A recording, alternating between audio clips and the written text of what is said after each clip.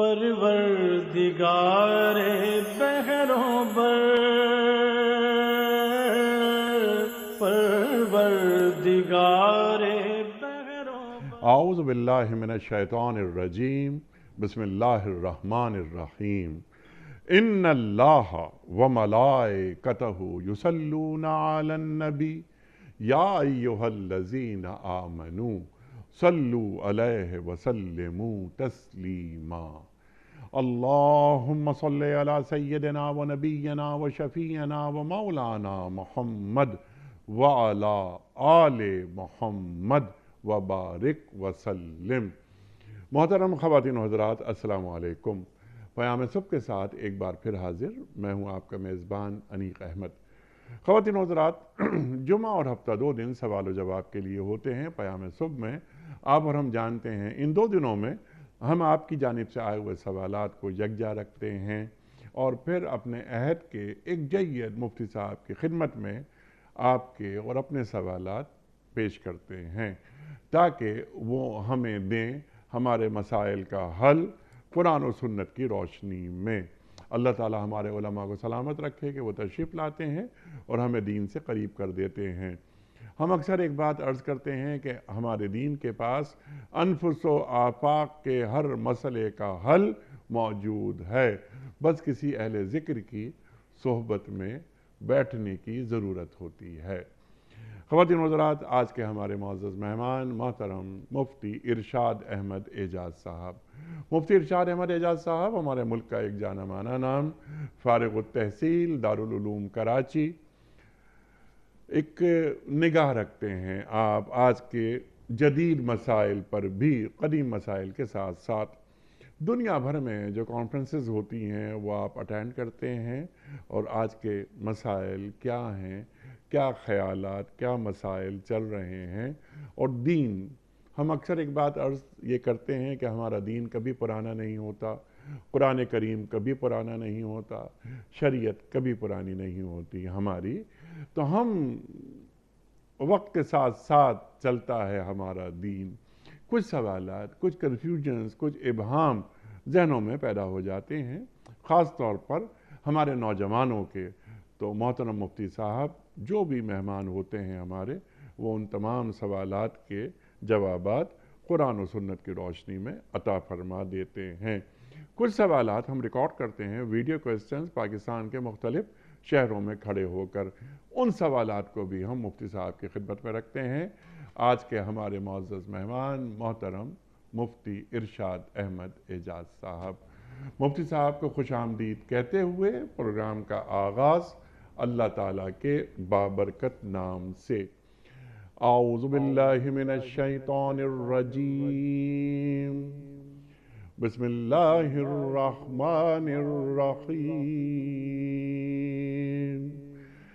वद्दुहा वल्लैलि इज़ा सजा मा वद्दअक रब्बुक वमा क़ला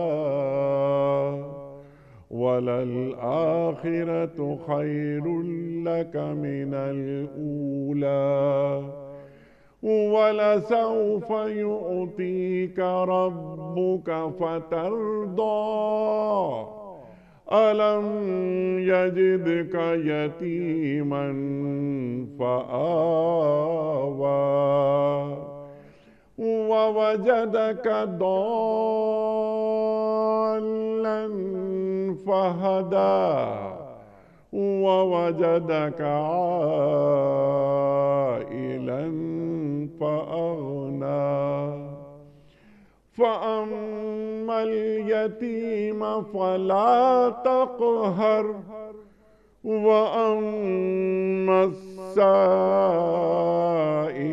फ़ला तन्हर वअम्मा बिनिअमति रब्बिक फ़हद्दिस सदक़ल्लाहुल अज़ीम। कसम है रोज़े रोशन की और रात की जबकि वो सुकून के साथ तारी हो जाए, ए नबी सल्लल्लाहु अलैहि वसल्लम, आपके रब ने आपको हरगिज़ नहीं छोड़ा और ना वो नाराज़ हुआ, और यकीनन आपके लिए बात का दौर पहले दौर से बेहतर है, और अनकरीब आपका रब आपको इतना देगा कि आप खुश हो जाएंगे। क्या उसने आपको यतीम नहीं पाया और फिर ठिकाना फराहम किया, और आपको अपनी याद में गुम पाया और हिदायत बख्शी, और आपको नादार पाया और फिर मालदार कर दिया। लिहाजा यतीम पर सख्ती ना कीजिए और साइल को ना झड़किए और अपने रब की नेमत का इजहार कीजिए।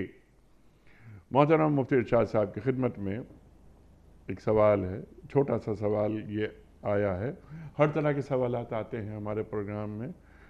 अखलाक साहब का सवाल है कि सर की टोपी मोटी या पतली कैसी पहननी चाहिए, नीज कपड़ों को सुन्नत के मुताबिक कैसे बनाया जाए। बिस्मिल्लाहिर्रहमानिर्रहीम नहमदुहु व नसल्ली अला रसूलिल करीम अम्मा बाद।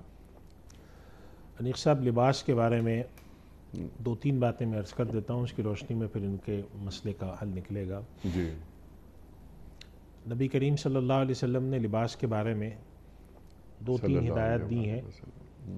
एक तो लिबास के बारे में ये बात फरमाई गई कि ऐसा लिबास ना पहना जाए जिसके अंदर बहुत ज़्यादा नमूद हो, नुमाइश हो, ठीक, और जिसको पहनकर इतराना, अकड़ना या दूसरों के ऊपर अपनी बरतरी दिखाना मकसूद हो। ठीक है। यानी बहुत ही कीमती किस्म का कोई ऐसा ब्रांडेड कपड़ा पहना जिस पर आप समझते हैं कि जो मैंने पहना है इस पूरे इलाके में या इस पूरी तकरीब में किसी ने नहीं पहना हुआ, मैंने कोई 2 लाख रुपए का सूट पहना हुआ है, तो ये चीज़ जो है एक तो ये पसंद नहीं की गई। ठीक। दूसरी बात कि मर्दों के लिए ऐसा लिबास नहीं पसंद किया गया जिसमें जनाना शबाहत हो। ऐसे रंग पसंद नहीं किए गए, इंतहाई सुर्ख रंग, इंतहाई जो जिसे हम कहते हैं कि सोने का जो सुनहरा रंग होता है, जी। ऐसे रंग जो कि ख़वातीन के साथ ख़ास हैं वो मर्द ना पहने ताकि एक फ़र्क रहे। तीसरी बात यह है कि लिबास ऐसा ना बनाया जाए जिस्म के ऊपर कि वो इतना चुस्त लिबास हो कि जिस्म के जो आज़ा हैं वो उनकी ऐसी नुमाइश होती हो कि जो नापसंदीदा समझी जाती हो। और चौथा ये इसके अंदर शर्त है कि ऐसा लिबास ना पहना जाए जो किसी कौम की कोई ख़ास शनाख्त हो और वो हमारे यानी दीन के बरखिलाफ़ है। कोई ऐसा लिबास कि जिसको पहनते ही लगता है कि ये फ़लाँ उन लोगों का लिबास पहन रखा है आपने कि जो मुसलमान नहीं हैं। और इसके अलावा अमूमी हिदायत आम है और कुछ चीज़ें ऐसी जिसका ताल्लुक़ आदाब से है लिबास के। मिसाल के तौर पे अल्लाह के रसूल सल्लल्लाहु अलैहि वसल्लम को सफ़ेद रंग पसंद था, तो आदाब में से ये कि अगर कोई शख्स लिबास पहने तो वो सफ़ेद रंग का हो, अच्छा है। लेकिन इसका ये मफ़हूम नहीं है कि वो नीले रंग का नहीं पहन सकता। तो हल्के रंग का या गहरे रंग का लिबास पहनना अपने इलाके के लिहाज से, वो जो भी लिबास हो, चाहे वो आप जुब्बा पहनते हो, कुर्ता शलवार पहनते हो, कुर्ते के साथ पजामा पहनते हो, लुंगी पहनते हो, या आप पैंट शर्ट भी पहनते हो, अगर वो लिबास इन शराइत को पूरा करता है कि वो जिस्म के साथ इस तरह का फिटिंग वाला नहीं है और वो ऐसी मर्दाना लिबास है, वो कोई जनाना किस्म का जो आजकल चलते हैं बाशबाहत वाले वो ना हो, तो वो लिबास पहनने की शरअन इजाज़त है। एक तो ये बात जहन में रखें। लिबास के मामले में अल्लाह ताला ने मुबाहात रखे हैं कि इसके अंदर जो भी हमारे माशरे में रंग पहनने का मर्दों में रिवाज होता है वो आप पहन सकते हैं, चाहे वो हल्के रंग हो चाहे वो गहरे रंग हो। दूसरी बात यह है कि टोपी भी आप चाहें तो वो जैसी चाहें पहने, जाली की टोपी पहनना चाहें जाली की पहने, कपड़े की पहनना चाहें तो कपड़े की पहन लें, नरम पहनना चाहें नरम पहन लें, सख्त पहनना चाहें सख्त पहन लें। बाज़ इलाकाई टोपियाँ होती हैं वो चाहें आप पहन लें। इसी तरीके से चाहें तो आप सर के ऊपर कोई कपड़ा बांध लें या कोई इमामा पहन लें। उसूल ये है कि जिन चीज़ों में अल्लाह ताला ने आसानी और सहूलत रखी हो तो उन चीज़ों में आसानी और सहूलत को देखना चाहिए। नबी करीम सल्लल्लाहु अलैहि वसल्लम का मामूल पगड़ी पहनने का भी रहा है। स्याह रंग की भी पहनी है, सफ़ेद रंग की भी पहनी है, सब्ज़ रंग की भी पहनी है। अगर कोई शख्स नबी करीम सल्लल्लाहु अलैहि वसल्लम की इत्तिबा में पगड़ी पहनना चाहता है वो भी अच्छा है। पगड़ी जो है शिमले वाले, यानी कि पीछे जो उसके होते हैं शिमला, लंबी भी हो सकती है, छोटी भी हो सकती है, और रुमाल भी पहना जा सकता है। तो इसमें मामले में दीन की तरफ से आसानी है, तो आप जो चीज़ भी करेंगे शरअन उसकी इजाज़त है। बस सफ़ेद रंग की चीज़ होगी, सुन्नत की नीयत से हो तो उसमें सवाब ज़्यादा मिल जाता है कि अल्लाह के नबी सल्लल्लाहु अलैहि वसल्लम की सुन्नत पर अमल करते हुए शख्स ने पहना। एक आखिरी बात और भी है कि नबी करीम सल्लल्लाहु अलैहि वसल्लम ने, एक अरबों में रिवाज था कि लिबास को बहुत लटका के और पीछे ऐसा चला करता था लिबास, वो उसको उनके यहाँ कोई स्टेटस सिंबल जिससे हम कहते हैं था।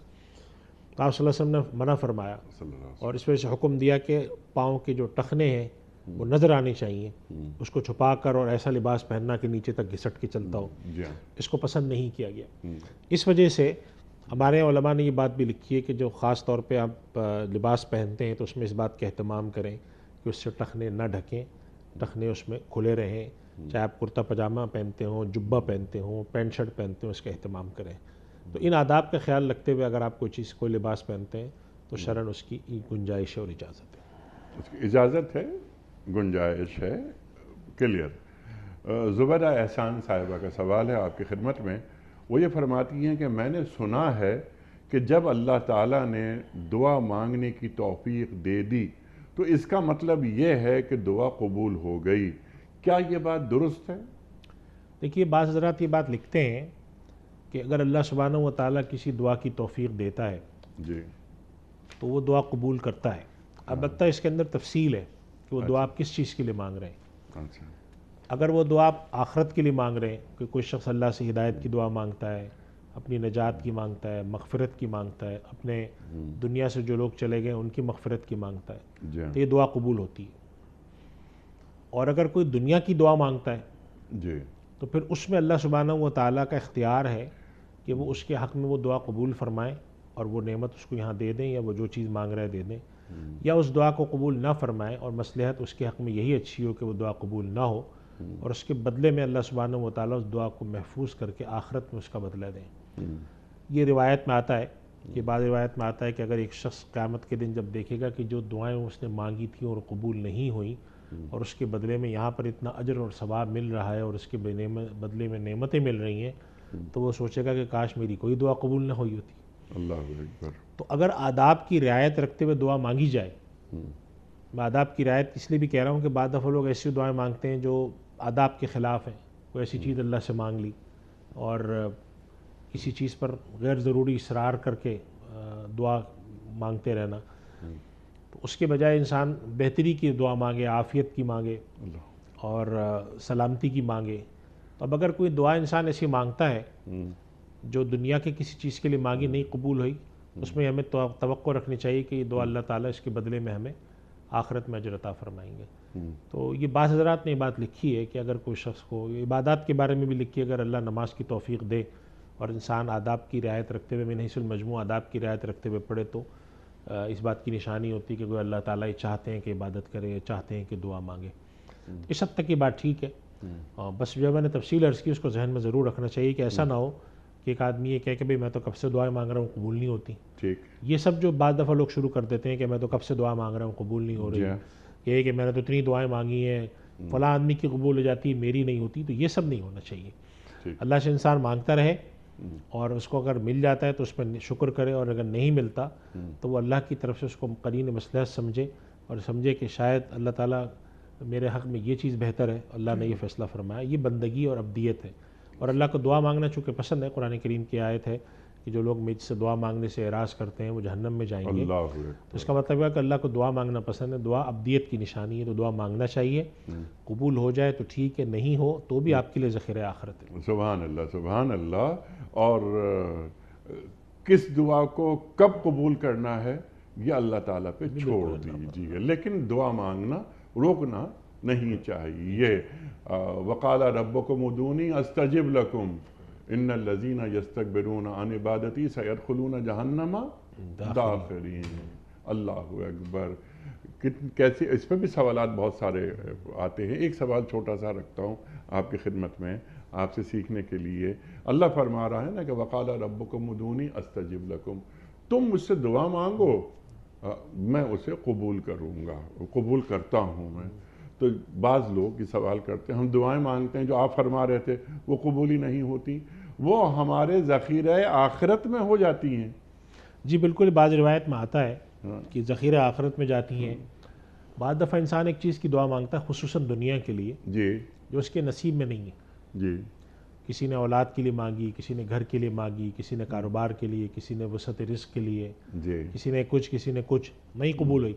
जी हाँ, तो एक बात ये कि तकदीर में नहीं लिखा उसकी, जी, तो अब ये दुआ उसकी कहाँ जाती है? तो बाज़ रात ने लिखा कि अल्लाह ताला बहुत करीम और रहीम है, वो ज़ाया नहीं करते दुआ को, उसके लिए ज़ख़ीरा बना देते हैं कि भाई ये चीज़ तुम्हें दुनिया में हमने नहीं दी, लेकिन इसके लिए तुमने ये दुआएं मांगा करते थे, तो हम इसके बदले तुम्हें ये देते हैं। यानी कि जैसे दुनिया में भी एक आदमी एक बहुत रहीम करीम बादशाह के पास जाए जी और उससे कोई चीज़ मांग ले, तो बादशाह के अच्छा तुमने चूँकि हमसे मांग ली है जी, तो ये चीज़ तो हम तुम्हें नहीं दे सकते, ये ले जाओ। सुभान ये अल्लाह, दुनिया के एक आम सा बादशाह भी जी ये हाँ। करता है, तो अल्लाह तो बहुत अरहमुर राहिमीन अकरमुल अकरमीन है। अल्लाह हुए, तो अल्लाह ताला अपने आगे उठे हुए हाथ की तलब को कभी ज़ाया इस माना में नहीं करता। अल्लाह हुए, अब ये थी कि बंदा है, तो बंदा अल्लाह के मुकाबले में जब अल्लाह से दुआ मांग रहा होता है तो बंदे का शऊर तो बहुत ही छोटा सा अदना सा है, जैसे बच्चे का शऊर होता है। जी हाँ, अब बच्चा माँ से ज़िद कर रहा है, बाप से ज़िद कर रहा है, और बच्चे की ज़िद को देखने के बावजूद बाप माँ उसको नहीं देते और उसके बदले में उसको बहुत अच्छी चीज़ मिल जाती है। जी हाँ, तो अल्लाह ताला तो कहीं अकरमुल अकरमीन है, तो वो कि भाई अगर इस शख्स ने दुआ मांगी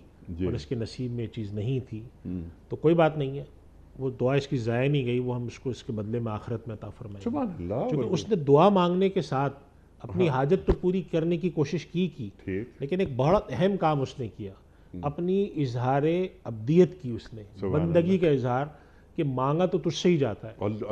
दुआओ मुख्वल इबादत। हुवल और इबादत, एक जगह आया दुआ हुवल इबादत, कि असल तो इबादत है ही मांगना। अल्लाह, तो जब एक आदमी अल्लाह से मांगता है, इसी वजह से पसंद किया गया है, अल्लाह के नबी सल्लल्लाहु अलैहि वसल्लम ने सल्लल्लाहु अलैहि यहाँ तक फरमाया कि अगर तुम में से कोई आदमी मदद मांगे तो अल्लाह से मांगे, और अगर कोई जूते का तस्मा मांगे तो अल्लाह से अल्लाह मांगे। अकबर, तो उसके अंदर मुराद असल ये थी कि देने वाली ज़ात उसकी तरफ मुतवज्जह होकर जी हाँ, उससे मांगा जाए, तो अल्लाह ताला उस दुआ को कभी ज़ाया नहीं फरमाते। बस ये कि वो आदाब में सबसे बड़ा अदब ये है कि आप मांगने के बाद ये ना कहें जी, हम तो मांग रहे हैं, हमें नहीं जी, मिल जी, रहा, बिल्कुल। उसको मिल रहा है, हमें नहीं मिल रहा। ये क्या ये अल्लाह की तकसीम पे एतराज़ है? एतराज़ है, फिर बंदगी से की मुनाफी बात है, फिर शाया निशान पे इंसान अल्लाह जैसी ज़ात से मांग रहा है जी, और जिसके बारे में वो जानता है कि अल्लाह बहुत ज़्यादा हिकमत वाला है, अल्लाह ताला बहुत कुछ करता है, लेकिन साथ साथ ही शिकवे भी कर रहा है। जी, कुरान करीम में अल्लाह सुब्हानहू व तआला ने इंसान के बारे में फरमाया कि जब अल्लाह इंसान को नेमतें देता है, आजमाता है और नेमतें देता है, तो वो कहता है क्या बात है, मेरे अल्लाह ने मेरी कितनी इज्जत बनाई है।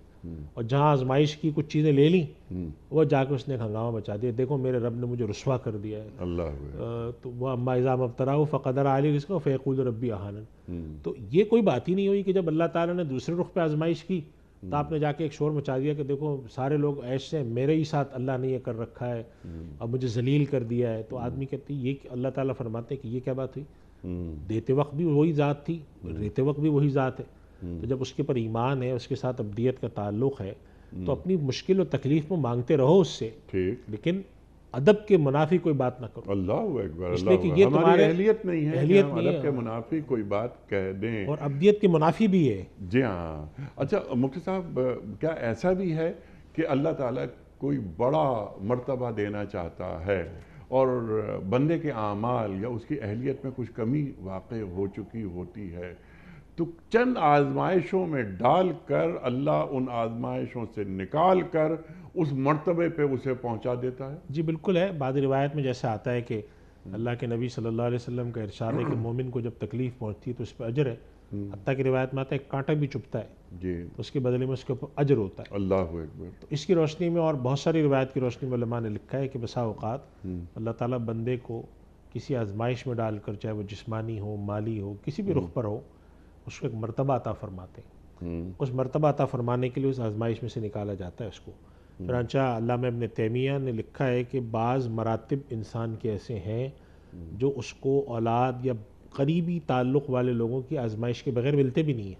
अल्लाह अकबर, हज़रत नूह अलैहिस्सलाम को देखें, कितने बड़े नबी, लेकिन क्या आजमाइश हुई कि अपना बेटा, हत्ता कि हज़रत नूह अलैहिस्सलाम जानने के बावजूद बेटे के लिए दुआ मांग बैठे, और जब दुआ मांगी तो अल्लाह ताला ने थोड़ा सा इस बात की तरफ तंबीह भी फरमाई कि इसके लिए मत दुआ मांगे आप, ये तो आपके लैसा में नाले, नहीं समझ ना लेकिन ये तो आपके अहले खाना में से है ही नहीं, इसलिए कि ये तो बड़ा नाफरमान और गुनहगार आदमी है।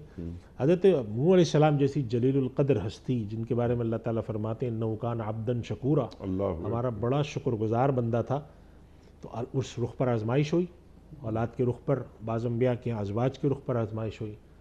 तो इस तरह अल्लाह सुब्हानहू व तआला मुख्तलिफ़ नौइयत की आजमाइशें करता है, कभी जान की, कभी माल की। और ख़ुद कुरान करीम में साफ़ फरमा दिया अल्लाह ताला ने वलनबलुवन्नकुम बिशैइन मिनल खौफ़ि वल जू, कहीं पर बदअमनी का से आजमाएंगे, कहीं पर भूख से आजमाएंगे, अल्लाह कहीं तुम्हारे अकबर। पास फल नहीं होंगे। अब जैसे हम इन हालात में गुजर रहे हैं पाकिस्तान में, तो हमें अल्लाह से मांगना भी चाहिए और ये भी रखना चाहिए कि मुश्किल हालात भी अल्लाह की तरफ से आते हैं, आसानियाँ भी अल्लाह की तरफ से आती हैं। तो उस सूरत में जो उलमा ने बात लिखी है कि एक आजमाइश को हम आजमाइश कब समझें और अजाब कब समझें। तो बाज़ हज़रात ने ये बात लिखी है कि अगर आजमाइश के वक्त इंसान का रुजू अल्लाह है, जी, अल्लाह की तरफ जा रहा है, अल्लाह से दुआ कर रहा है, मांग रहा है, तो इसका मतलब ये आजमाइश है। और अगर आजमाइश के वक्त वो बहुत लापरवाह बैठा हुआ है, हज़रत नूह अलैहिस्सलाम के बेटे को जब हज़रत नूह अलैहिस्सलाम ने कहा कि तुम हमारी कश्ती पे आ जाओ, बहुत सख्त अजाब है, तो उसने कहा नहीं नहीं कोई बात नहीं है, मैं पहाड़ पे चढ़ जाऊँगा, आप मेरी फ़िक्र ना करें। तो ये क्या चीज़ थी कि भाई जब एक अजाब आ रहा है और एक नबी तुम्हें बुला रहे हैं और तुम ऐसी लापरवाही करो, तो जब अजाब आए इसमें इंसान लापरवाह हो जाए या तवज्जो ना दे, वो बहुत बात हो जाती है ख़तरनाक। तो इस वजह से मिन जानिबिल्लाह जब ये चीज़ें हों, आजमाइश हो, तो ये समझना चाहिए कि अल्लाह ताला इसके बदले में मुझे ज़रूर अता फरमाएगा। जो आपने बात की कि अगर एक मरतबे पे हम हैं, अल्लाह हमारी उम्र इतनी नहीं है, हमारे अमल नाक़िस हैं, तो इसके ज़रिए अल्लाह ऊपर पहुँचा रहा है। तो अगर इस अक़ीदे के साथ हम अपने आप को रखते हैं तो फिर आजमाइश को में से गुज़रना भी आसान हो जाता है। और अगर हम ये ताल्लुक़ अल्लाह के साथ नहीं जोड़ते तो छोटी सी आजमाइश भी हमारे लिए बहुत बड़ी हो जाती है। अगरचे अल्लाह के नबी सल्लल्लाहु अलैहि वसल्लम की तालीम यही है कि अल्लाह से हमेशा आफ़ियत मांगो, जी, लेकिन साथ ये भी तालीम है कि अगर अल्लाह की तरफ से तकदीर के तहत कोई आजमाइश आ जाए तो उसको फिर एक बंदे की हैसियत से आजमाइश से गुजरो। अल्लाह हू अकबर। ऐसा ना हो कि मालूम हो कि बंदा नहीं है, पता नहीं क्या है, ये छोटी छोटी चीज़ों के ऊपर ऐसी जज़ा फ़ज़ा नाशुक्री की बातें, अल्लाह के साथ ऐसी, ये नहीं करना चाहिए। तो वही जो आप बात फरमा रहे हैं बिल्कुल ऐसा होता है, बंदे पर एक मुश्किल हालात आते हैं और जिसके बदले में अल्लाह ताला उसको कुछ मर्तबा अता फरमाता है। और बाज़ रात ने ये बात लिखी है कि आसान रास्ता भी होता है, ये बज़ाहिर मुश्किल तो होती है थोड़ी सी, लेकिन ये कि एक आदमी 50 साल या 20 साल इबादत करता तो उस मरतबे तक पहुँचता। अल्लाह ने एक बीमारी से गुजारा, कोई तंगी से गुजारा, 6-8 महीने में उसको शिफा हो गई, लेकिन वो इतना बड़ा अल्लाह ने दर्जा दे दिया उसको। अल्लाह हू तो इस वजह से इस तसव्वुर के साथ अगर आदमी जिए तो बहुत सारी चीज़ें आसान हो जाती हैं। और इसके लिए ज़रूरी है कि ताल्लुक़ माल्ला, जिसे हम हमारे यहाँ जो सूफ़िया इकराम, हमारे यहाँ जो सूफ़िया इकराम का जो अगर आप एक जुमले में ख़ुलासा निकालें कि सूफ़िया इकराम की मेहनत का क्या ख़ुलासा है, तो उनका मेहनत का ख़ुलासा था बंदे का अल्लाह से ताल्लुक़ जोड़ना। सुभान अल्लाह। तो वो ताल्लुक़ जब जुड़ जाता है और उसी पर मेहनत होनी चाहिए, चाहे वो इबादत की शक्ल में हो, किसी भी शक्ल में हो। तो सब्र भी इसी का नाम है, शुक्र भी इसी का नाम है, इबादत भी इसी का नाम है, दुआ भी इसी का नाम है।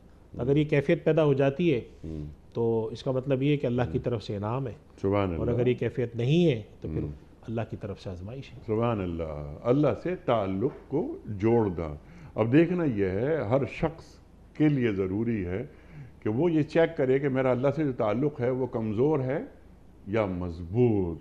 अगर मज़बूत ताल्लुक़ है अल्लाह के साथ और उसका रुख अल्लाह की तरफ बिल्कुल सीधा है, तो ये छोटी मोटी बातें ये तो होती रहती हैं ज़िंदगी के साथ साथ।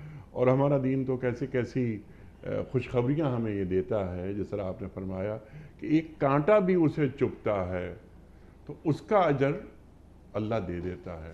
बल्कि अल्लाह आदिल है। आपकी बात पर एक आयत याद आई कुरान करीम की कि अल्लाह ताला फरमाते हैं बला मन अस्लम वजहहु लिल्लाहि व हुवा मुहसिन, अल्लाहु अकबर। यानी अस्लम वजहहु लिल्लाह वाली बात जो आप अभी कह रहे हैं कि अद्दा खुदा तक उसका रुख अगर ठीक है, जी तो अल्लाह ताला फरमाते हैं जिसने रुख अल्लाह की तरफ किया और वो नेकोकार है जी, तो फलहु अजरु इंद रब्बी, उसका अजर है और उनके पर ना कोई खौफ होगा ना कोई गम होगा। अल्लाहु अकबर। इब्राहिम अलैहिस्सलाम भी सिखा रहे हैं जी। हमें दुआ, इन्नी वज्जहतु वजह लिल्लज़ी फतरा समावाति वल अर्दा हनीफा, अपना चेहरा अल्लाह की तरफ। यही और कितना बड़ा मौजू है। और अब फिर सवाल अगर मैं रख दूं कि अल्लाह की तरफ चेहरा रहने से मुराद क्या है, तो पूरा प्रोग्राम हो बिल्कुल ऐसा ही है। और इस पर हज़रत इब्राहिम अलैहिस्सलामी की दुआ है, अल्लाह ताला फरमाते हैं इस क़ाल लहू रब्बुहु अस्लिम जी, क़ाल अस्लमतु लिरब्बिल आलमीन। अल्लाह तो जो नाम इस्लाम है, जो आप अक्सर कभी प्रोग्राम में इस तरफ इशारा करते हैं कि इससे मुराद है इनक़ियाद, अल्लाह के आगे अपने आप को सुपुर्दगी,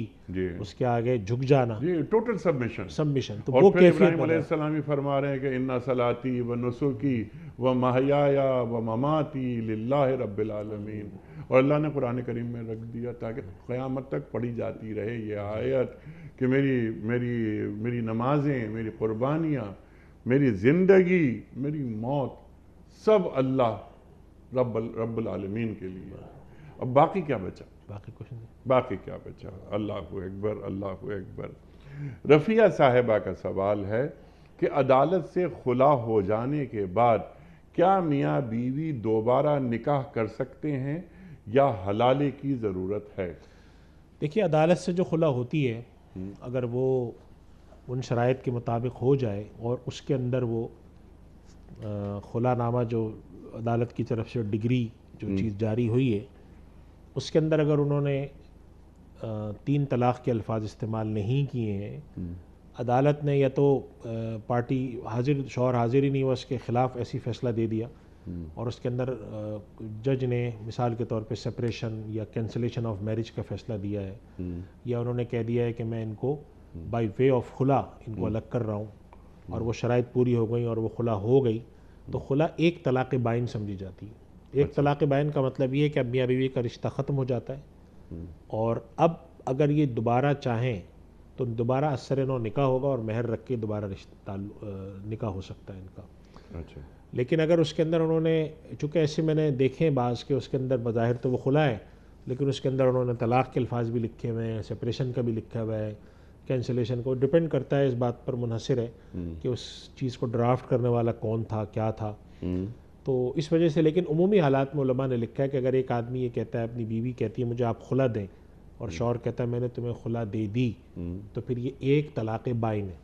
ठीक है। और तलाक़ बाइन का मफ़हूम ये होता है कि अब इनका निकाह टूट गया, औरत अपनी इद्दत पूरी करने के बाद आज़ाद है, चाहे तो कहीं और शादी करे, और अगर इन्हीं शौहर के साथ शादी करना चाहती, दोबारा आपस में ये लोग मिलना चाहते हैं, तो असर नौ निकाह होगा और इसका कोई महर मुकर्रर कर लें तो दोबारा निकाह हो सकता है। ठीक है। ख्वाह इद्दत की मुद्दत गुजर गई हो। जी जी, इद्दत की मुद्दत गुजरने के बाद अच्छा। पहले शौहर के साथ इद्दत में और इद्दत के बाद निकाह हो सकता है, हाँ। और अगर खुला लेने के बाद ये किसी और से शादी करना चाहती है तो इद्दत का गुजरना शर्त है।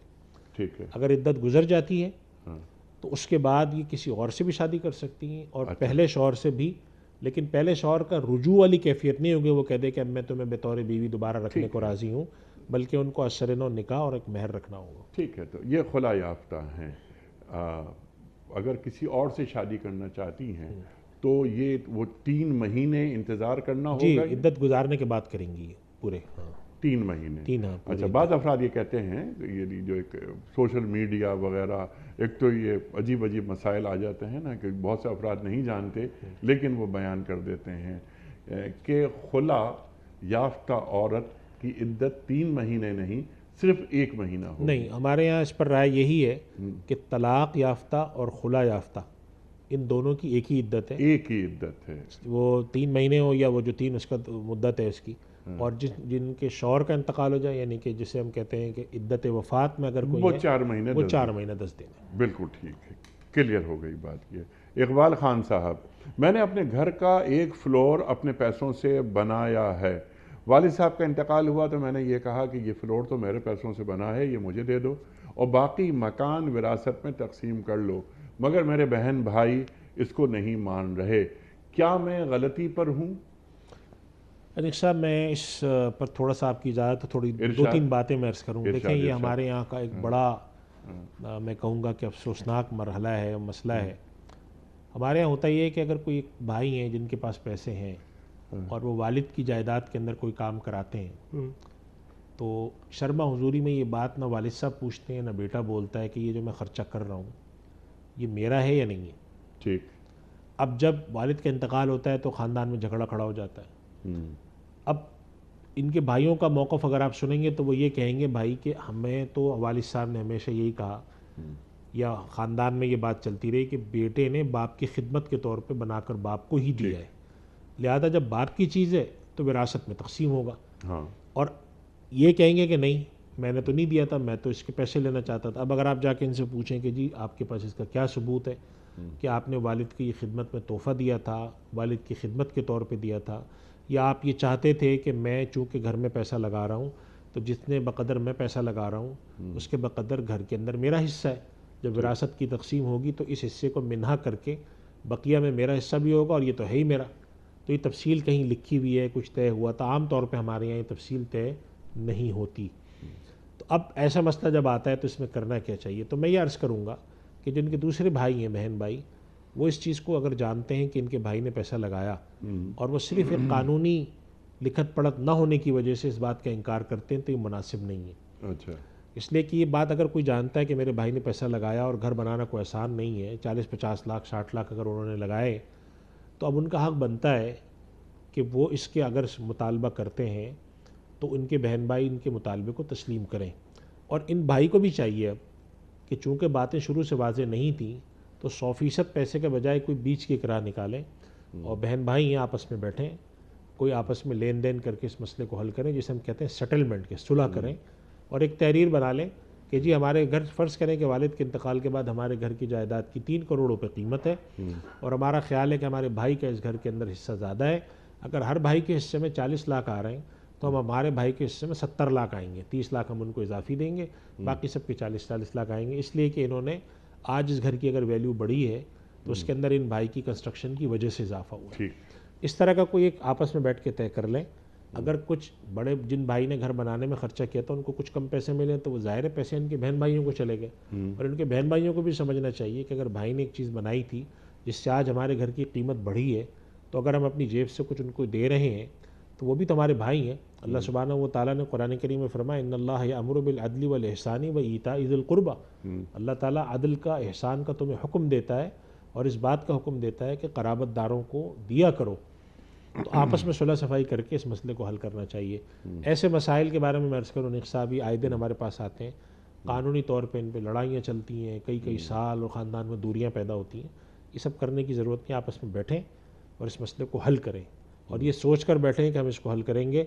अल्लाह सुब्हानहू व तआला इस बात की तरफ इशारा फरमा चुके हैं कि अगर कहीं आपस में झगड़ा होता हो और इन युरीदा इस्लाह युवफ़्फ़िक़िल्लाहु बैनहुमा, मियाँ बीवी के झगड़े के बारे में अल्लाह ताला फरमाते हैं कि अगर लोग बैठ जाएं आपस में और नीयत इनकी अच्छाई की हो तो अल्लाह ज़रूर इनके दरमियान तौफ़ीक़ अता फरमाए। अब अगर मकसद ही इस्लाह ना हो, मकसद हो कि मैं जीतूँ या वो जीते, तब तो नियत करके बैठें कि अल्लाह हम कभी भी लड़ाई नहीं चाहते, हम चाहते हैं कि मसला हल हो जाए। तो अगर हमारा कुछ गिव एंड टेक जिसे हम कहते हैं वो करके इस मसले को हल करें। अल्लाहु अकबर, अल्लाहु अकबर। हम बाज़ औक़ात मतलब गुफ्तगू में जीत जाते हैं मगर रिश्तों को हार देते हैं। हाँ बिल्कुल। और रिश्ते के हारने में अनिक साहब 2 खराबियाँ हैं। एक तो ईताई ज़ुल कुर्बा की खिलाफ वर्जी होती है अजीज़ व अक़ारिब के साथ, और दूसरा अल्लाह के नबी सल्लल्लाहु अलैहि वसल्लम ने सिला रहमी करने का हुक्म दिया है, उसकी खिलाफ वर्जी होती है। जी हाँ। तो आपने पैसे की वजह से अल्लाह के रसूल सल्लल्लाहु अलैहि वसल्लम की सिला रहमी की खिलाफ वर्जी की, आप सल्लल्लाहु अलैहि वसल्लम और अल्लाह के हुक्म ईताई ज़ुल कुर्बा की खिलाफ वर्जी की और बैठे हुए। अगर ये सिर्फ सोच लें कि ईताई ज़ुल कुर्बा पे अल्लाह ताला मुझे देगा और सिला रहमी का मुझे सवाब मिलेगा, तो अल्लाह के नबी सल्लल्लाहु अलैहि वसल्लम ने कितनी ताकीद की है मन क़ता का, बार बार यहाँ तक इरशाद फरमाया कि वो चीज़ें, वो नेकियां जिनके नतीजे में अल्लाह ताला उम्र में और माल में बरकत देता है, उनमें सिला रहमी शामिल है। तो इस बात को दिल में रखें, सिला रहमी करें, मेल जोड़ करें, ताकि ये इसका भी अजर व सवाब मिले। और एक और बात भी है इसके अंदर, वो मैं अर्ज़ करके ख़त्म करूँ।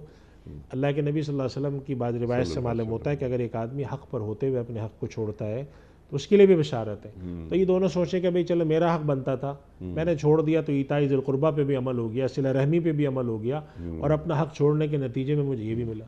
तो अगर नज़र इन चीज़ों, इन मसाइल पर हो तो हमारे यहाँ लड़ाइयाँ ना हो। लेकिन हमारे यहाँ होता क्या है कि हम कहते हैं कि हमें, वही बात आपने जो कही कि हम मुकालमे में जीत जाएं लेकिन रिश्ते टूट जाएं, हम खुद तो जीत जाएं लेकिन दिल हार जाएं, तो इसका क्या फ़ायदा। तो यूँ ना करें, उस तरीके से करने की कोशिश करें, उस पर अजर भी है, सवाब भी है, और फिर उसकी बरकत ज़रूरी नहीं कि आपको आज नज़र आए, अल्लाह ताला नस्लों में मुंतकिल कर देता है। जी सुभान अल्लाह। नस्लों में मुंतकिल करने के साथ साथ दुनिया में ही अजर दे देता है। जिस तरह आपने बात फरमाई कि हक़ है मेरा, अगर मैं उसे अल्लाह की खुशनुदी के लिए छोड़ रहा हूँ, सिला रहमी के लिए, अल्लाहु अकबर, तो उसकी कंपनसेशन क्या अल्लाह दुनिया में नहीं कर देगा? दुनिया में भी देगा, आखिरत में भी देगा, दुनिया में भी देगा, खानदान को भी देगा ही देगा। अब एक सवाल, उसके बाद वीडियो क्वेश्चंस आपकी खिदमत में। अब्दुल रहमान साहब का सवाल है कि यानी ये हुआ कि मौज़न साहब ने बग़ैर वज़ू के अज़ान दे दी, तो क्या ये अज़ान? जी अज़ान तो हो गई, लेकिन वज़ू करके देनी चाहिए, आदाब का ख्याल रखें। यानी अज़ान ये आदाब का ख्याल है या अज़ान की ज़रूरत? नहीं, ज़रूरत नहीं, अज़ान बगैर वज़ू के हो जाती है, लेकिन आदाब ये है कि वज़ू के साथ देनी चाहिए। सुभान अल्लाह, सुभान अल्लाह। मुफ्ती साहब, कुछ वीडियो क्वेश्चंस आपकी खिदमत में। पहला सवाल मुफ्ती साहब के लिए। अस्सलाम वालेकुम मुफ्ती साहब, मेरा सवाल ये है कि खाने पीने की चीज़ों पर ज़्यादा मुनाफा कमाना जायज़ है? क्या किसी भी चीज़ पर ज़्यादा मुनाफा कमाना जिससे इंसानियत का इस्तेहसाल हो रहा हो, क्या जायज़ है? अनिक साहब, ये ज़्यादा मुनाफा कमाने के बारे में पहले ये बात समझ लेनी चाहिए कि हमारे दीन में मुनाफे की कोई तहदीद नहीं है। जी हाँ यानी आप ज़्यादा किसे कहेंगे, जी कम किसे कहेंगे। ठीक इस मामले को अल्लाह के नबी सल्लल्लाहु अलैहि वसल्लम की तालीमात से मालूम होता है कि आपने बाज़ार पे छोड़ा है। आप सल्लल्लाहु अलैहि वसल्लम ने फरमाया कि लोगों को कारोबार करने दिया करो, अल्लाह ताला एक दूसरे को रिस्क देता है, दउन्ना से यरज़ुकुल्लाहु बादुम बिबाद। जी हाँ इससे मालूम ये होता है कि हमें बाज़ार के को खुला छोड़ देना चाहिए। जो असल बात है जिसके ज़रिए हम इस्तेहसाली रवैयों को ख़त्म कर सकते हैं वो है कि एक हम मुसाबकती फ़ज़ा, कॉम्पिटिटिव इन्वायरमेंट हम जो है ना वो हम उसको मैसर करें कि खाने पीने और इन सब चीज़ों के ऊपर चंद लोगों की इजारादारी ना हो। हमारे यहाँ होता ये है कि हम चीज़ों के ऊपर इजारादारियाँ कायम करा देते हैं, उसके नतीजे में वो कीमतें उसके ऊपर चढ़ती जाती हैं। तो चाहे खाने पीने की चीज़ें हों और कोई से भी उसमें एहतियात करनी चाहिए। लेकिन एक अहम बात यह है कि नबी करीम सल्लल्लाहु अलैहि वसल्लम ने खुसूसन जो ज़रूरत की अशिया हैं जिसका ताल्लुक़ खाने से पीने से, यानी जिसके बगैर इंसान की ज़िंदगी पड़ती मशक्क़त में, उसके हवाले से आप सल्लल्लाहु अलैहि वसल्लम ने फरमाया कि जो आदमी इहतिकार करता है, ज़ख़ीरा अंदोज़ी करता है, उस पर खुदा की लानत और फिटकार है। और जो शख्स लोगों को लाला कर दे रहा होता है उसको अल्लाह की तरफ से रिज़्क़ फराहम किया जाता है। अल-मुहतकिरु मलऊन वल जालिब मरज़ूक़ उनके अल्फाज आते हैं। इस वजह से हमारे यहाँ यह पैगाम फैलाना चाहिए कि भाइयों, लोगों के लिए तुम ला ला कर फैलाने का काम किया करो, कम नफ़ा में ज़्यादा चीज़ें दो, ऐसा माहौल पैदा करो कि। लेकिन अनीफ साहब आप किसके आगे रोना रोए हम? डॉलर के आदत देखें, लोग डॉलर को रख रख के नफ़ा कमाते हैं, दवाइयों को रख रख के नफ़ा कमाते हैं। तो ये जो चीज़ है कि आप मौके को देखते हुए परेशान हाल लोगों, अभी पिछले दिनों एक साहब ने लिखा है कि मेरा कैंसर का एक इंजेक्शन आता है जो पहले 16-17 हज़ार का आता था, अब 60,000 रुपये का मिल रहा है, अल्लाह और मुझे वो शायद 2 महीने में 1 महीने में लगाना पड़ता है। वो कह रहे हैं मैं कहाँ से लगाऊं, और मेरा फिर उसके नतीजे में तकलीफ बढ़ती जा रही है। तो ये सोचना चाहिए हमें कि नहीं, उसके लिए क्या करना चाहिए, सोचना अच्छा, अब चाहिए। एक तो ये कि हम यानी कोई तरगीब, खौफ खुदा, तो खौफ खुदा कैसे पैदा हो? जी, एक तो ये कि खौफ खुदा, लेकिन हकीकत ये अनीक साहब के खौफ खुदा की सिर्फ दावत अकेली काफ़ी नहीं होती, इसके लिए एक नज़म बनना चाहिए। अब इसका नज़म क्या बन सकता है? इसके 2 नज़म बन सकते हैं। एक तो ये कि बाहमी ताउन से लोग कुछ काम करना शुरू करें, कुछ किया भी है लोगों ने पाकिस्तान के अंदर, कुछ कराची में इस तरह के इदारे हैं जो कि अपने पास ऐसे इंजेक्शन उन्होंने जमा किए और ये यकीन दहानी करके कि ये शख्स हमसे लेने के लिए ज़रूरतमंद आया है, कोई आदमी यहाँ से लेकर आगे नहीं बेच रहा, कोई इंजेक्शन फराम करते हैं। लेकिन असल बात ये कि इन चीज़ों को कंट्रोल करने की ज़िम्मेदारी असलन हुकूमत पर आती है, चूँकि ये सारी चीज़ें जो हैं ये इज्तिमाई मईशत जिसे मैक्रो इकनॉमिक्स कहते हैं, और मैक्रो इकनॉमिक्स की ज़िम्मेदारी खालिसतन हुकूमत की है। यानी बाज़ चीज़ें ऐसी होती हैं जो माइक्रो लेवल पे ना वो अफराद की भी ज़िम्मेदारी बनती है, लेकिन जो मामलात हैं ही इज्तिमाई, तो उसके बारे में हुकूमत से सवाल है। और जितने भी लोग बैठे हैं हुकूमत में, वो चाहे एक छोटे से छोटा, वो कोई 15वें ग्रेड का, 14वें ग्रेड का आदमी हो या 22वें ग्रेड के आदमी हो, जो उनके दायरे इख्तियार में चीज़ आती है, अगर वो उसके अंदर काम नहीं करते या सुस्ती से काम लेते हैं तो उनसे पूछ होगी। हमारे जितने भी ऐसे मसाइल आ रहे हैं जिसके अंदर खाने पीने की अशिया की कीमतें बढ़ रही हैं, या कहीं पर दवाओं की कीमतें बढ़ रही हैं, शायद ज़रूरत की कीमतें गैर मामूली बढ़ रही हैं, और उसके अंदर इंतहा से ज़्यादा बदहाली, और कहीं पर नज़र आ रहा है कि वहाँ पर गैर ज़रूरी तौर पर ज़ख़ीरा अंदोज़ी हो रही है। तो जहाँ तक मुमकिन हो उसके सद्देबाब की हुकूमती सतह पर भी कोशिश होनी चाहिए। हमारे पास जो बहुत सारे खैराती इदारे मिलकर इसके लिए कोई नज़म बनाते हैं वो भी होना चाहिए, और साथ साथ तरगीब भी लोगों को देनी चाहिए कि अपने लिए तुम जहन्नम मत समेटो। अल्लाह के नबी सल्लल्लाहु अलैहि वसल्लम लानत दे रहे हो, इससे बड़ी बदनसीबी क्या है कि अल्लाह के नबी सल्लल्लाहु अलैहि वसल्लम की लानत बराह रास्त तुम पर आ रही है, तुम क्या कर रहे हो? और साथ साथ अल्लाह के नबी सल्लल्लाहु अलैहि वसल्लम का वादा भी आ रहा है कि अगर तुम लोगों में लाकर ये चीज़ें आम तरीके से सप्लाई करोगे तो तुम्हें रिस्क दिया जाएगा। तो तुम ज़ख़ीरा अंदोज़ी करी इसी के लिए रहो कि तुम्हें रिस्क मिले, और रिस्क का वादा अल्लाह के नबी कर रहे हैं और ज़ख़ीरे पर लानत दे रहे हैं। तो कुछ तो खुदा का खौफ करो, अगर कलमा पढ़ते हो, अल्लाह के नबी पर ईमान है, और शफ़ाअत नबवी चाहिए। वही जो हम अभी एक प्रोग्राम में बात कर रहे थे कि सारे काम हम करें उल्टे, और तवक्को ये करें कि क़यामत के दिन हम नेक और सालिहीन में उठाए जाएँ, तो ये तवक्को तो गलत है। हमें ये चाहिए कि हम उस पर चलने की कोशिश करें। और ये भी मुझे मालूम है कि बाज़ार में अगर एक आदमी सस्ती चीज़ें बेचेगा तो लोग उससे ख़रीद कर खुद जाके महंगी बेचेंगे। तो नज़म बनाने की ज़रूरत है ताकि ज़रूरतमंद तक चीज़ पहुँच जाए, और अगर वो आ रहा है लेने के लिए तो इस सेटअप बनाएं। इसमें हुकूमत का भी किरदार है, हमारी जो तंजीमें उनका भी किरदार है, अफराद का भी किरदार है, और तरगीब भी देनी चाहिए, लोगों को सोचना भी चाहिए।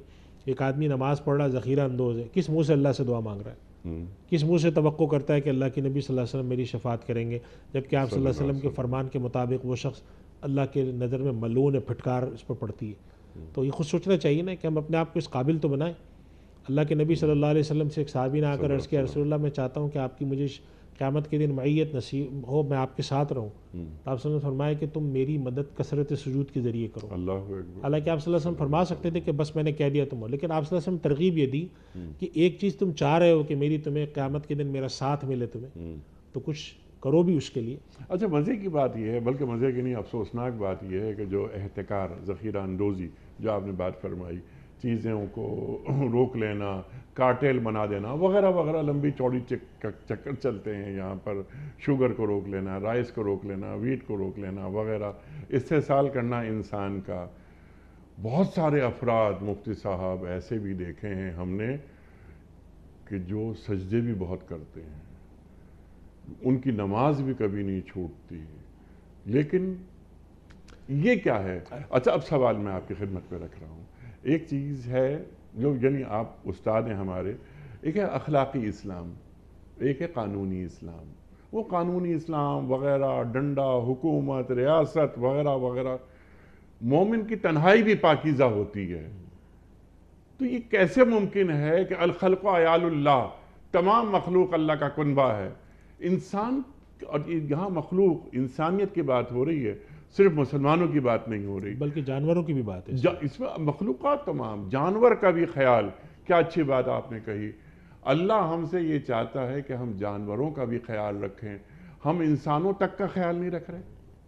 अनीक साहब, ये जो आपने अखलाकी और कानूनी इस्लाम की बात कही, या नमाजी एक आदमी जी, तो ये बात हमें जहन में रखनी चाहिए कि अगर एक शख्स नेक आमाल कर रहा है और गुनाह भी कर रहा है, तो क़यामत के दिन अल्लाह सुब्हानहू व तआला ने आमाल का दारो मदार वज़न पे रखा है, जी, काउंटिंग पे नहीं रखा। वो क़यामत के दिन तोला जाएगा। जी हाँ। अब अगर एक शख्स ऐसा है कि उसके नामा अमाल में नेकियां हैं, लेकिन ऐसे बड़े बड़े गलत काम है जिस पर लानत तो फटकारो, अल्लाह, सोचना चाहिए हमें कि हम क्या कर रहे हैं। सुभान अल्लाह। अल्लाह के आगे हाथ फैलाएं तो सोचें कि हम मुस्तहिक हैं इसके, कि हमारे साथ अल्लाह की रहमत हो। सुभान अल्लाह, सुभान अल्लाह, सुभान अल्लाह।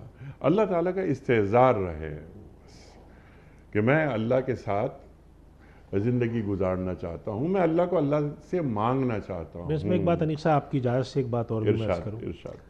हमारे यहाँ मुफस्सिरीन ने और मुहद्दिसीन ने जो अल्लाह क़यामत की कामयाबी के ऊपर जो गुफ्तगू की है, उसमें एक बड़ी अहम बात ये कही है कि क़यामत में कामयाबी के लिए ज़रूरी नहीं है कि हर आदमी एक ही तरीके से कामयाब हो।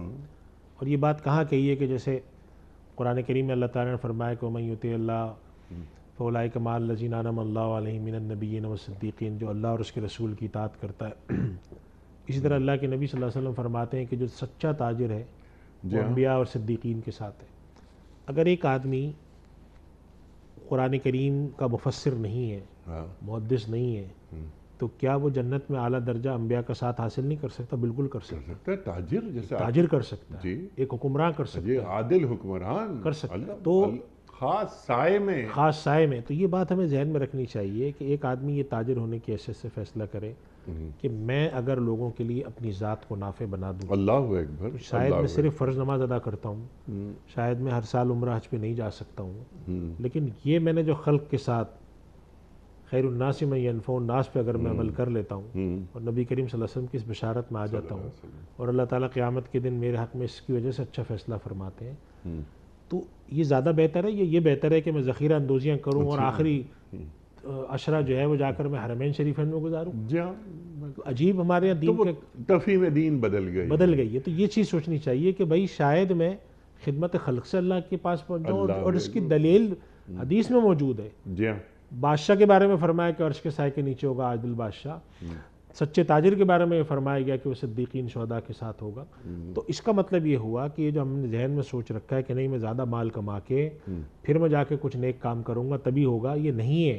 आप फ़राइज़ पर अमल करें, हराम चीज़ों से बचें और ख़िदमत खल्क़ के ज़रिए भी अल्लाह तक पहुँच सकते हैं। अगर आप एक ताजिर हैं, आपको हो सकता है एक और ऐसा काम करते हो, एक अच्छे आपके पास एक केमिस्ट हैं आप, आपके पास दवाइयाँ होती हैं, आपने कहा चलो मैं लोगों तक सस्ते दामों में दवाइयाँ पहुँचा दूँ। ये तसव्वुर दीन अपने अंदर लाने की ज़रूरत है। इससे फ़ायदा ये होगा कि हमारे यहाँ लोगों के अंदर खौफ खुदा और खशियत पैदा हो और ये इस्तेहसाली रवैये ख़त्म हो।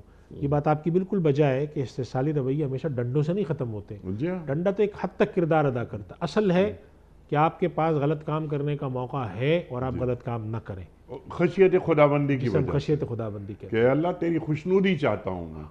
तो ये असल बात है, ये पैदा होनी चाहिए। बनी इसराइल का जो मशहूर वाक़या आता है कि एक आदमी ने अल्लाह से ये दुआ की, जो उसने अपने अपने हर एक जो गार में फंस गए थे, अपने अपने नेक अमल की, जिन्होंने अल्लाह को वसीले से दुआ मांगी। तो एक ने कहा, या अल्लाह मैं फ़लाँ गुनाह का काम करने के बिल्कुल करीब था, बस तेरा ख्याल मुझे आया तो मैं हट गया। तो अब हाल इस पर लिखा है मुहद्दिसीन ने कि अगर कोई एक शख्स कहे कि भाई अगर उसने हट के क्या कमाल किया, उसने तो गुनाह से बचा। जी हाँ। लेकिन असल बात ये नहीं कि गुनाह से बचा, असल बात ये है कि उस वक्त इस्तेहज़ार और खशियत आई, जी, वो खशियत कबूल है। वो अगर ये खशियत पैदा होती है, जी हाँ। और यही मकसूद भी है दीन का कि अल्लाह ताला की खशियत हो, खौफ खुदा हो, और उसके अंदर इस्तेहज़ार हो, तो वो असल मकसूद है। इबादत का भी ये मकसूद है, वो क़ुमू लिल्लाहि क़ानितीन का है, व इन्नहा लकबीरतुन इल्ला अलल ख़ाशिईन का ये मकसूद है। तो हम ये पैदा करने की कोशिश करें। रमज़ान शरीफ हमारे यहाँ करीब है और हालात इतने ज़्यादा सख्त हैं, महंगाई इतनी बढ़ गई है, तो कोशिश करें कि लोगों के साथ खैर ख्वाही करें और लोगों तक ज़्यादा पहुँचाने की कोशिश करें। इस साल इसी तरह से करने की कोशिश कर लें, और नियत ये हो कि या अल्लाह मैं लोगों के साथ खैर, लोगों के साथ खैरुन्नास मन यनफ़उन्नास में आना चाहता जी हूँ। हाँ। तो इंशाअल्लाह अगर कोई इस साल, जो हर साल उम्रे पे और उस पे जाता है, कोई नहीं भी गया और अपने वो अखराजात इस काम में लगा दिए, जी तो हाँ। उम्मीद अल्लाह से ये है, ये नहीं कहता नहीं जाना चाहिए, बिल्कुल जाना चाहिए। लेकिन अगर एक शख्स ये सोचता है कि चलो इस साल मेरे जानने वाले अजीज़ व करीब मुलाजिमीन, कारखाने में लोग इधर जो हैं ये बहुत ज़रूरतमंद है, मैं एक काम ही करता हूँ कि 15-20 लाख रुपए इनकी ज़रूरतों पे लगा देता हूँ, अल्लाह इनकी हाजात पूरी कर देता हूँ, और नियत दिल में ये हो, तो क्या अजब है कि अल्लाह ताला उसको उस उम्रे का जो उसमें नहीं जा सका उसका भी सवाब अता फरमा दे।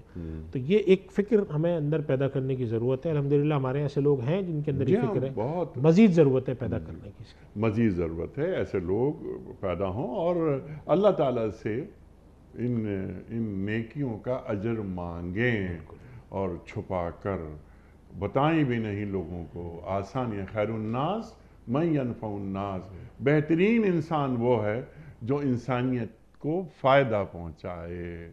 अल्लाह अकबर। क्योंकि अल-खल्क़ु अयालुल्लाह, तमाम मखलूक अल्लाह का कुनबा है। एक सवाल और रख लेते हैं मुफ्ती साहब आपकी खिदमत में। जनाब। अस्सलाम वालेकुम मुफ्ती साहब, मेरा सवाल ये है कि मुहर्रम की तदवीन के बाद रिश्तेदारों को खाना खिलाने की शरई हैसियत क्या है? मुफ्ती साहब, ये बहुत अहम सवाल है। अब वो किसी शख्स मरहूम के की घर तदफीन के में बाद, इंतकाल हो गया, अब वापस जब आते हैं तदफीन के बाद कि उन्हें खाना भी खिलाओ, तो इसकी कोई शरई हैसियत है? नहीं, अनिक साहब, ये जो इन्होंने पूछा है कि किसी भी मरहूम, किसी इंतकाल किसी का हुआ, अब उसकी तदफीन के लिए गए, मरहूम हो या मरहूमा हो, हाँ तो जो मैयत के घर वाले जी। हैं उनके लिए तो दूसरों को हुक्म है कि ले जाके खाना खिलाएं। अल्लाह के नबी सल्लल्लाहु अलैहि वसल्लम के ज़माने में एक वाक़या पेश आया था, तो आपने फरमाया था इनके लिए खाना ले जाओ, ये घर वाले आज रंजीदा हैं। ये हमारे एक अजीब रस्म चली कि वापस आएँ फिर खाना खिलाएं, या तीसरे दिन कुरान खानी होती है उसमें जमा करें, और न खिलाओ तो नाराज़ होते हैं। हमारे यहाँ बाज़ जगह तो लोग दस्तूर है कि वो लोग कर्ज़े ले लेकर खिलाते हैं। अरे अरे, ये सब बिल्कुल, इसका कोई दीन से ताल्लुक़ नहीं है। आए लोग, शरीक हों, जनाजे से शरीक हो के वापस चले जाएं। हाँ, अगर कोई शख्स अपने तौर पर कहता है कि भाई आपके घर मेहमान भी आए हुए हैं, दूर से आए हुए हैं, और आप यहाँ पर आप लोग कुछ ना करें, मैं खाना ला के सबको खिलाऊंगा, ठीक है, कोई एक अलग बात है। ठीक है। लेकिन मैयत वालों पर एक बोझ डालना कि वो कर्जे लें और वो एक रस्म करें, वो चाहे 40वां करें, तीजा इसका करें, दीन से कोई दीन ताल्लुक से कोई नहीं ताल्लुक है। नहीं है। मुफ्ती साहब, आपका बड़ा ममनून, बड़ा शुक्रगुजार आप तशरीफ़ लाए। ख़वातीन और हज़रात, ये जुम्मा और हफ्ता 2 दिन सवाल व जवाब के लिए पयाम सुबह में होते हैं। आप और हम जानते हैं पीर, मंगल, बुध और जुमेरात, इन 4 दिनों में हम कुरान करीम की मुख्तलिफ आयात पर अपने मुल्क के जय्यद उलमा से बात करवाते हैं और सीखते हैं कि कुरान करीम की ये आयात हमसे क्या मुखातबत कर रही हैं। वक्त या मुकम्मल हुआ हमारे आज के प्रोग्राम का। आप और हम जानते हैं कि पयाम सुबह का इख्तिताम होता है रोज़ाना एक कौल पर, और वो कौल होता है साहिब नहजुल बलागा अमीरुल मोमिनीन हज़रत अली मुर्तज़ा करमल्लाहु वजहू का। आप फरमाते हैं, बेशक तुम आखिरत के लिए पैदा किए गए हो, उसके लिए अमल अंजाम दो। बेशक तुम आखिरत के लिए पैदा किए गए हो, उसके लिए अमल अंजाम दो। सुभान अल्लाह, सुभान अल्लाह। अपने मेज़बान अनीक अहमद को कल तक के लिए इजाज़त दीजिए। खुदा हाफिज़। परवरदिगारे बहरों पर